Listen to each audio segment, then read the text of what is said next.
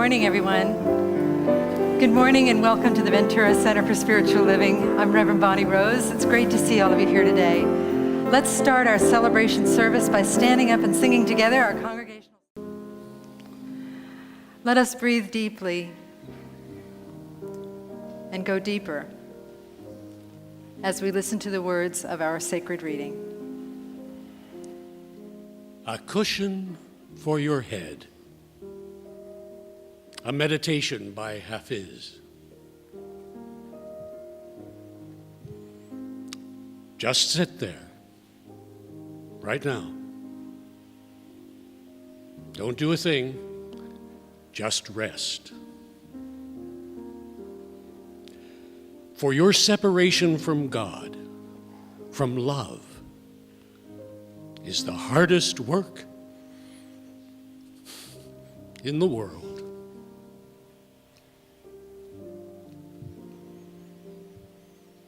Let me bring you trays of food and something that you like to drink. You can use my soft words as a cushion for your head.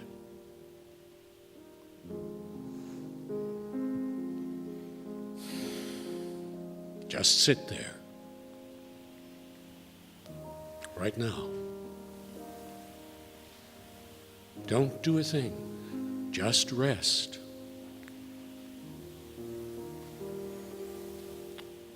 For your separation from God, from love, is the hardest work in the world. And so let us breathe into that divine connection, into knowing that the only thing there is to do is to reconnect and remember.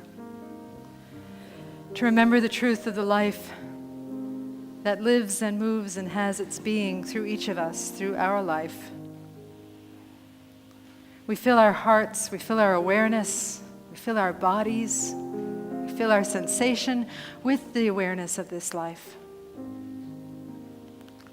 And in so doing, we become so full that we sing this sing of joy, this song of remembrance.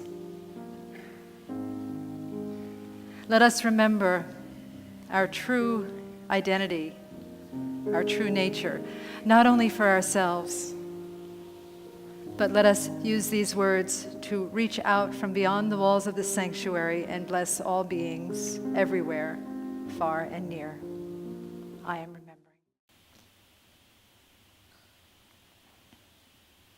Blessed and uplifted by this remembrance, we know the truth of wholeness, of infinite God in ourselves, in one another, and for all beings everywhere.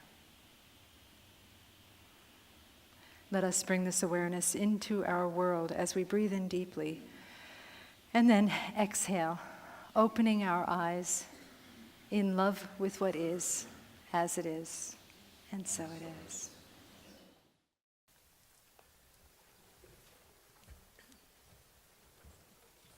Hallelujah.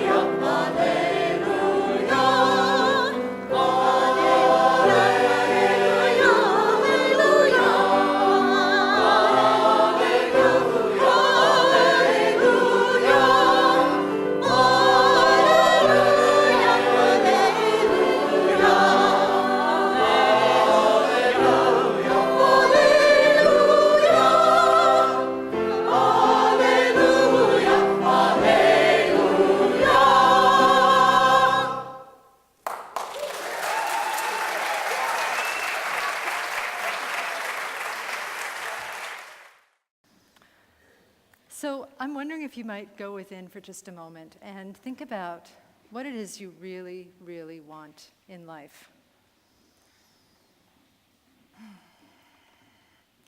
If some material object pops up, that's fine. You can really want that.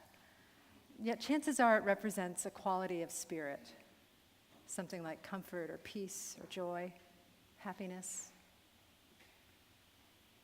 Take a moment to think of what it is that you really want. Now take a moment to expand that circle, and think about what is it that you really want for your loved ones. Again, if it's a specific thing, that's lovely, but see if you can get to the God quality or the quality of spirit underneath that. You want them to feel safe or have a sense of purpose.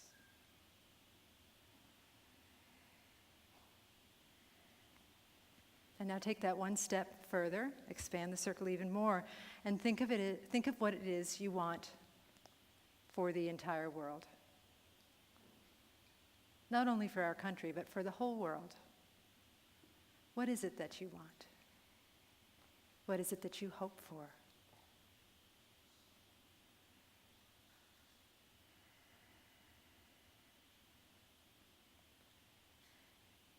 And hold the energy of that, and then gently breathe in and exhale, gently opening your eyes, in love with what is, as it is, and so it is.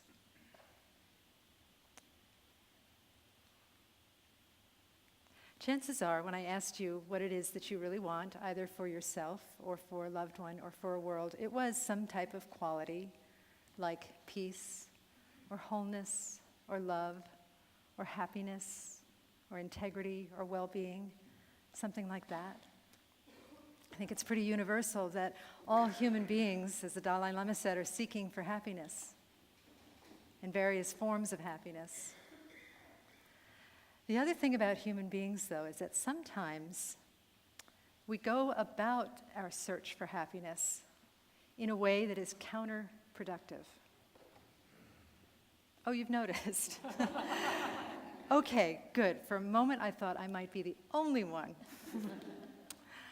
I'm going to read you this quote by Thomas Merton, which was actually what got me started on this topic. And Thomas Merton wrote, "There is a pervasive form of contemporary violence to which the idealist most easily succumbs: activism and overwork.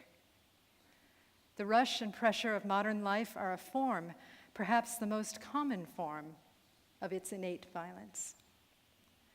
To allow oneself to be carried away by a multitude of conflicting concerns, to surrender to too many demands, to commit oneself to too many projects, to want to help everyone in everything, everybody, hello, right, is to succumb to violence. The frenzy of our activism," and he means not only activism for the world, but the frenzy of our activism to change ourselves and change one another, the frenzy of our activism neutralizes our work for peace. It destroys our own inner capacity for peace. It destroys the fruitfulness of our own work because it kills the root of inner wisdom, which makes work fruitful.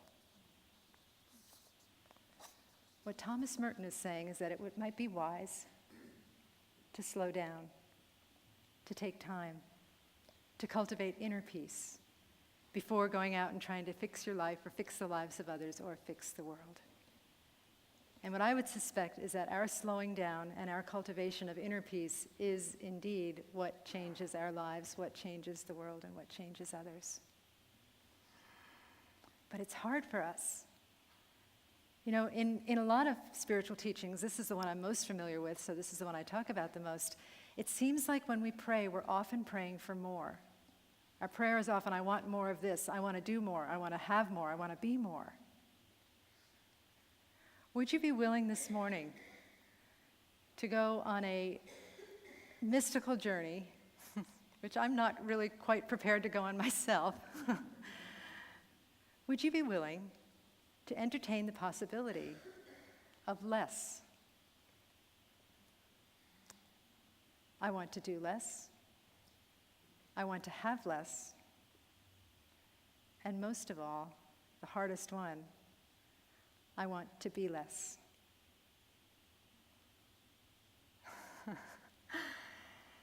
I feel at this moment I should tell you that I have just relinquished my place from the Science of Mind Ministers Hall of Fame.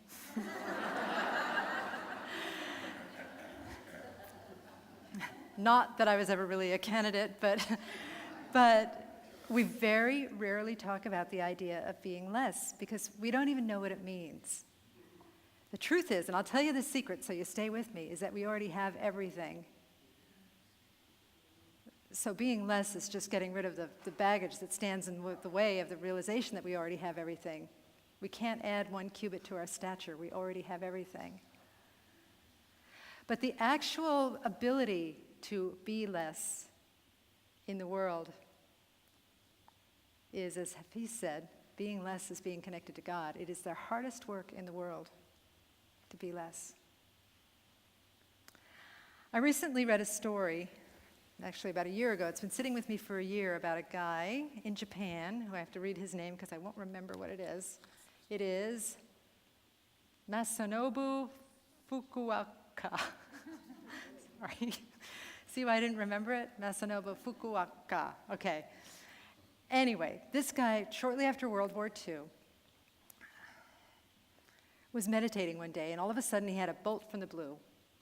He had a divine realization that everything that is created by the mind is inherently false. Now, this is very similar to some of what other mystics teach, and it's also similar to a book that we studied earlier this year. We studied The Fifth Agreement by Don Jose Ruiz, right? Which one? Don Miguel Ruiz. Don Miguel Ruiz. And he talked about how there is this absolute reality, but the reality that we participate with, for the most part, is the reality that we have made up through our perception. We have this virtual reality that we have imposed upon the absolute reality. And that's why this Japanese guy, said that everything that is created of the mind is inherently false. So he went to tell some of his friends in Japan about this. And nobody wanted to hear it. So he decided that he was going to demonstrate it in a very obvious and sustainable way. He inherited his father's barren farm, and he decided to engage in a process called do-nothing farming. Woohoo! He said it was very hard. It was one of the hardest things he's ever done, to do nothing.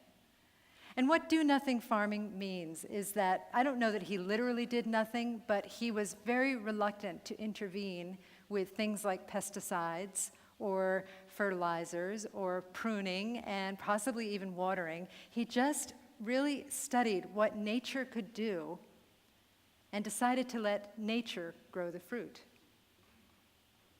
What a concept. It took a few years, but by the time he had established himself, the land was like a jungle, but people were coming from far and wide to taste the apples that he had grown. That was because they weren't only biting into an apple. They were biting into a whole ecosystem of wholeness. A whole ecosystem of wholeness, a whole ecosystem of nature that knows best growing the fruit. The problem that many of us, or that I have with that story, is a part that I left out. In the process of participating in his quote-unquote do-nothing farming, bless you. Should we do a group sneeze? A lot of people are sneezing. Achoo! In the process of participating in his do-nothing farming, a lot of trees died. About 600 trees died. I know, it hurts, doesn't it? And yet he let it happen. He let it happen so that the trees who needed to go could go and compost the soil and create soil for new apples. But that's the part that gets me. That's the part that makes me want to get in there and control. That's the part that makes me want to get into my life and fix everything. I don't want any of those dang trees to die. And it's up to me to make sure that all of the trees remain standing. A little while ago, I think this was several years ago, I was speaking with one of our practitioners who knows she's in this talk today. And we were talking, and she has 3 rather active children. Some of you may know who I'm speaking of. They happen to be boys. And we were talking, and the boys were getting super rowdy and kind of, getting persnickety with each other. And I kind of gave her the eye. And she said, "Oh, don't worry, I'm practicing a new method of parenting." And I said, "Really? What's that?" She's like, "It's the Lord of the Flies plan."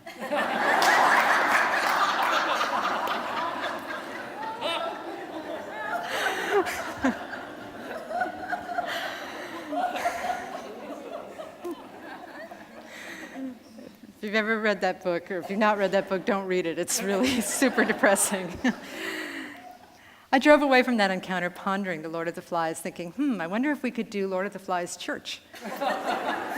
Maybe change the name to Church of the Flies, And we can invoke that spirit into the ministries. How about the Choir of the Flies, My favorite is Hospitality of the Flies, where people are going in there like it's roller derby trying to get a cookie, grabbing the cookies out of each other's hands.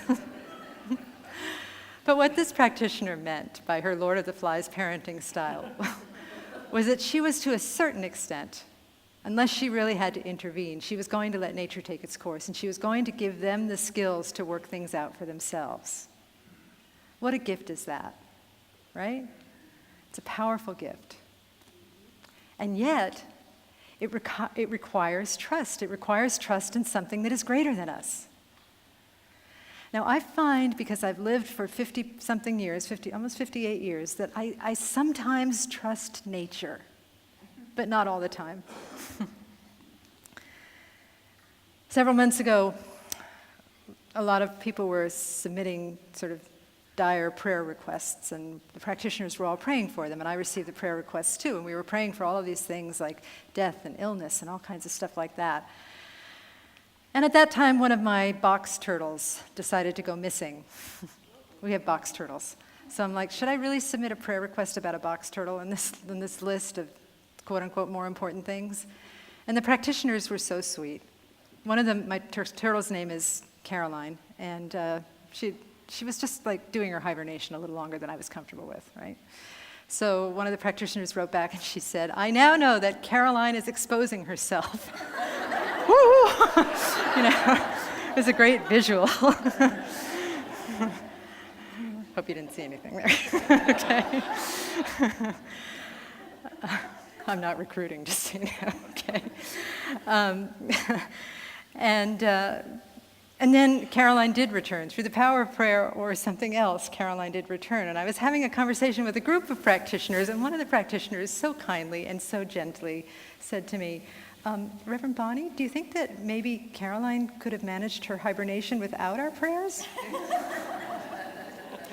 And I had to laugh. I mean, I've made a lot of progress. When we first got the box turtles, when their first hibernation, it's so weird to have a pet that doesn't eat. So, you wake them up every couple of weeks and say, "How's the hibernating going?"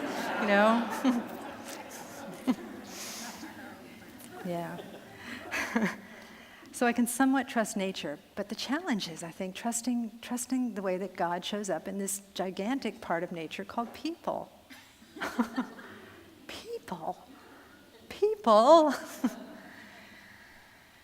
Nipun Mehta, who's coming in a couple of weeks to speak to us, one of his things that he did that he's celebrated for is that in 2005 he had created this gigantic service organization called Service Space, where it's all volunteers, nobody gets a salary, it's all run by this incredible goodwill, and it has a huge reach. 500,000 people are involved in it. But at the height of this, he sold everything and decided to go on a pilgrimage across India with his wife. He walked 1,000 kilometers with his wife across India. And they didn't bring any money with them, or just very, very minor money. And they depended on the kindness of strangers to feed them, for food and for shelter. They said it was about 115 degrees, as it gets very hot in India. They didn't always have a comfortable place to sleep. Sometimes people weren't nice to them. Sometimes they went hungry. But you know what Nipun said the hardest thing was? was uncertainty. He said that he could be sitting in front of a beautiful meal that was made to order by these beautiful Indian farmers that had brought out their best for them, and it was offered with love, and it was sumptuous and delicious and filling. And as he was eating the meal, he would be saying, I wonder what we're going to eat tomorrow. What are we going to eat tomorrow? Has anyone ever done that? Maybe not about food, but I've certainly done it with work. I've done it with the church. We have a bad day, and I'm like, well, it was a good run. It worked for a while, but, it's just enough about my neurosis. What? Well, no, not really, but I'll be talking about it more. I want to reassure you. What we do is that we spoil the present moment by worrying about tomorrow, right? Because we don't trust. And our founder, Ernest Holmes, said, learning to trust will make us happy. So is it possible that our lack of trust is also a form of innate violence that is not helping us and not helping our loved ones and not helping the world? What if instead of doubting and fearing, we could trust? We could trust and move into that greater spaciousness. We could let the tree die, the tree of distrust die, and move into the greater expansive wisdom of trusting that God, that made everything, has our backs and knows what it's doing. Think about that. After the service, we're going to hear an unusual song. It has the word sperm in it. It also has the word egg. It also has the word zygote. Does everybody here know what a zygote is? I was at a party the other day and somebody asked what a zygote was, or the word came up and somebody said, I think it's a kind of goat. Somebody else said it was half a baby. It's the initial joining of the sperm and the egg, right? That creates a baby. That creates lungs and livers and hopefully just one liver, and intestines, and a heart, and blood, and all of the meticulous things in physiology like the Krebs cycle and the electron transport chain and all of these things that we studied in high school biology and can't remember. Something in the atmosphere, in the universe, created all of that in us. And then we came out, and do you think that thing said, well, it's out now, I'm done, right? No, it's still working through us.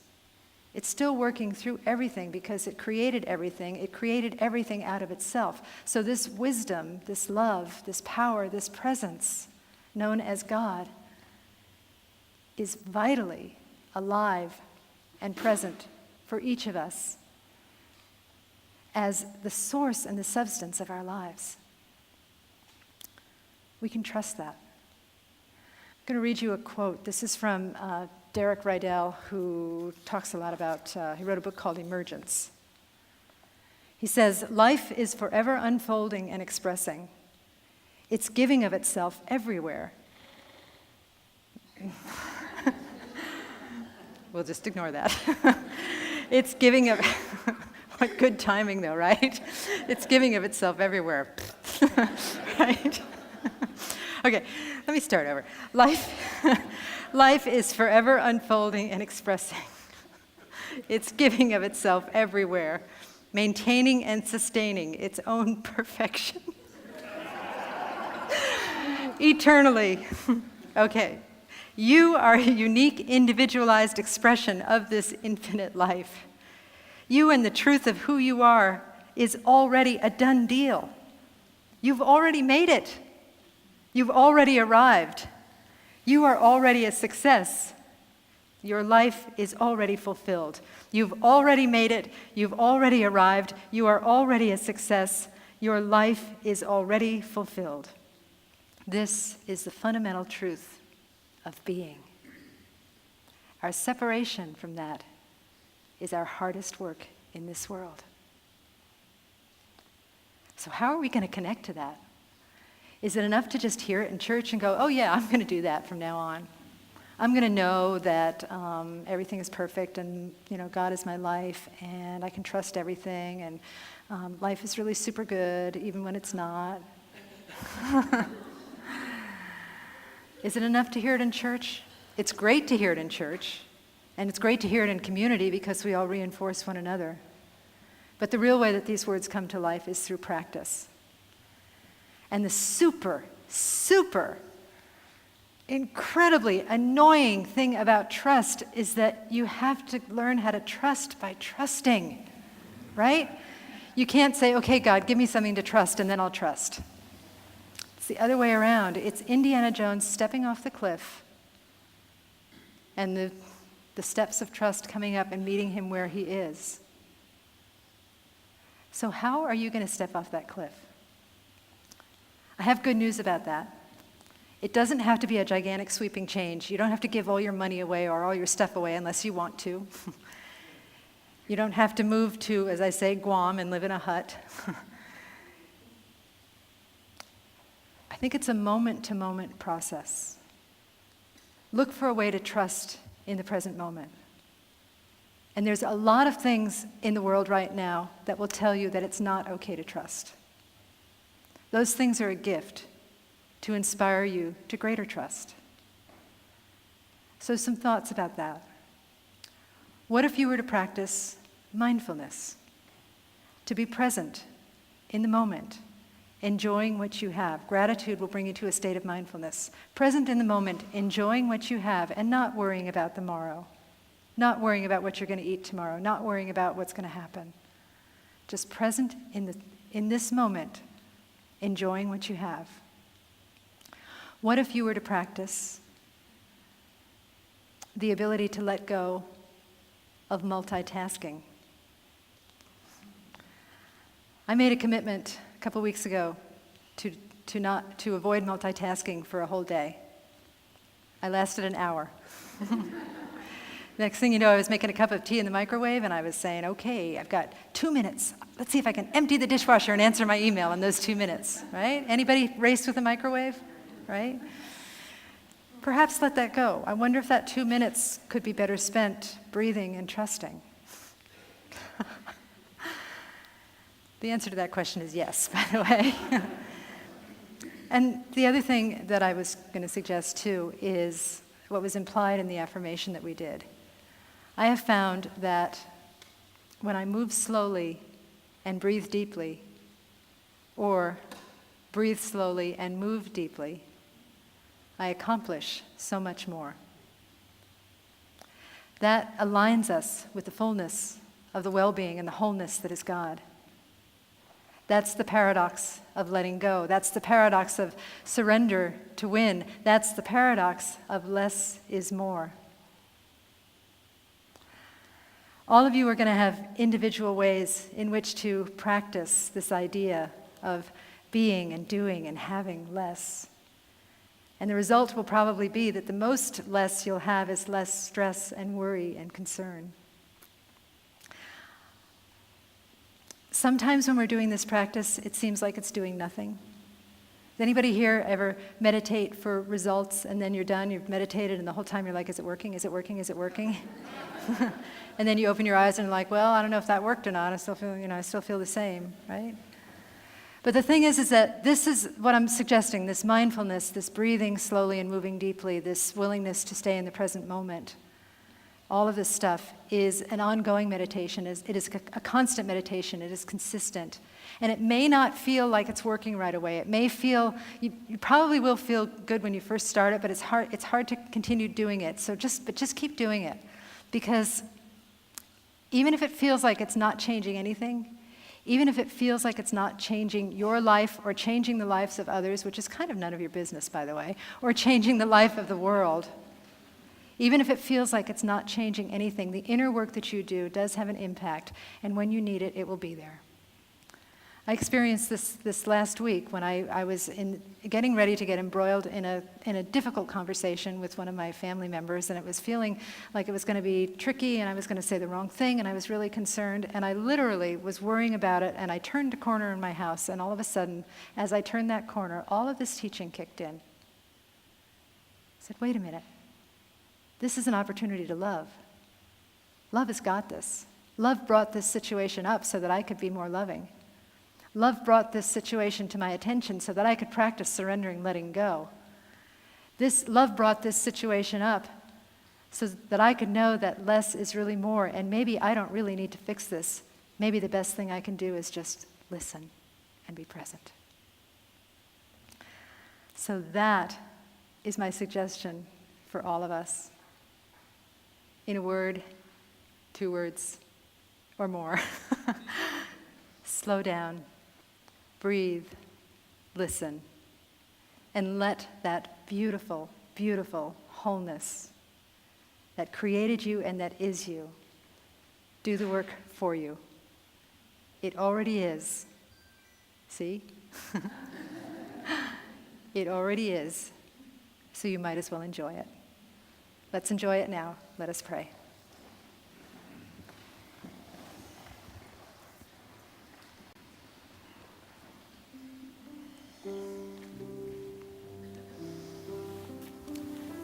Together we rest in the awareness that there is truly only one life. That life is God's life. That life is our collective life. That life is our life as individuals. It is our life right here and right now, and that life is perfect. That life is whole. That life is complete. That life is love, kindness, peace, all of the things that we wish to see in the world. We already are these things. And so today, together, let us cultivate, not only for ourselves, but for this whole community and for the whole world, the awareness of the power of turning to this life, of connecting with this life, of slowing down and seeing it, of remaining mindful, of staying grounded in the present moment and allowing truth to inform us from the inside out. Let us know that whatever cares or burdens we have brought with us this morning, that they are already enfolded in this life of God, that things truly do have a way of working out, and that reality is unfolding perfectly. Let us be joyful participants. Let us honor both the darkness and the light, knowing that both aspects have something to teach us. And above all, let us trust. Let us honor the words of our founder, Dr. Ernest Holmes, who said, "Learning to trust will make us happy." And let us not wait until there is something that it's easy to trust. Let us trust where it is difficult to trust. Whatever that is for you, I bless it with you. I hold your highest intention, and I have faith in the perfect outcome. I am so grateful for this truth, so grateful for this teaching, so grateful for the transformation that I know has occurred here today through our rite of passage, through our spiritual work. So grateful for God.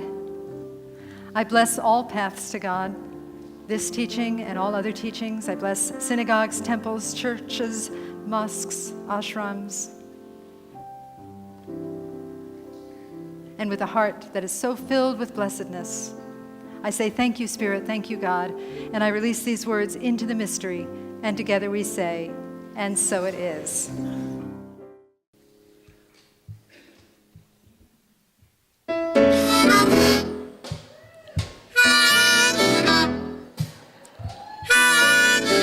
Once I was a zygote from a sperm and an egg. Now I'm a full-grown person, got some arms and legs. I'm comfy in my jammies, in my bed at night. Got my milk and tea and sugar in the dawn's early light. But here's the real reason that I feel alright. I got the spirit of love and joy and light. I got the spirit of light. I got the spirit of light. You know I'm comfy in my jammies in my bed at night. But most of all, I got the spirit of light.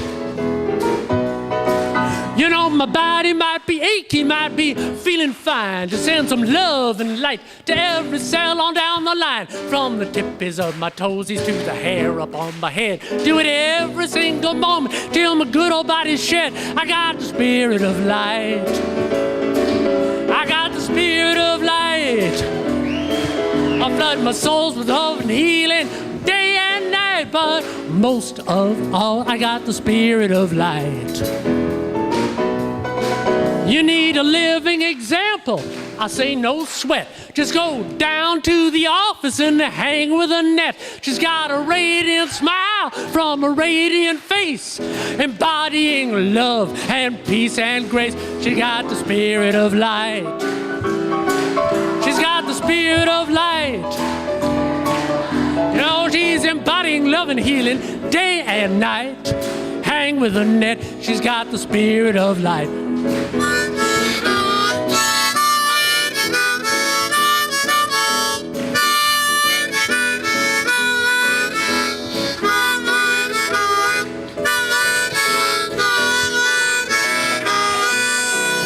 Got the spirit of light. We got the spirit of light.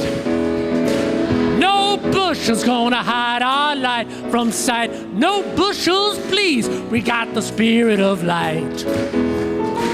One more thing about our bodies, it's more than nice. Our bodies get to live as the bodies of Christ. We get to comfort the afflicted, get to feed the poor, put some feet upon our faith and open every door. We got the spirit of light. We got the spirit of light. You know, we're filled up with the Holy Spirit's love and might. Hallelujah, brothers and sisters. We've got the Spirit. We've got the Spirit of light.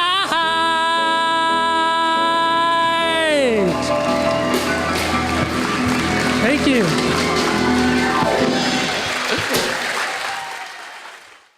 We'll sing. Please repeat after me. I am held in Spirit's holiness. Divinely guided by wisdom, courage, and love. I am always connected. I see God in everything. I create joy on earth as I share my blessings. Thank you for my life. And so it is.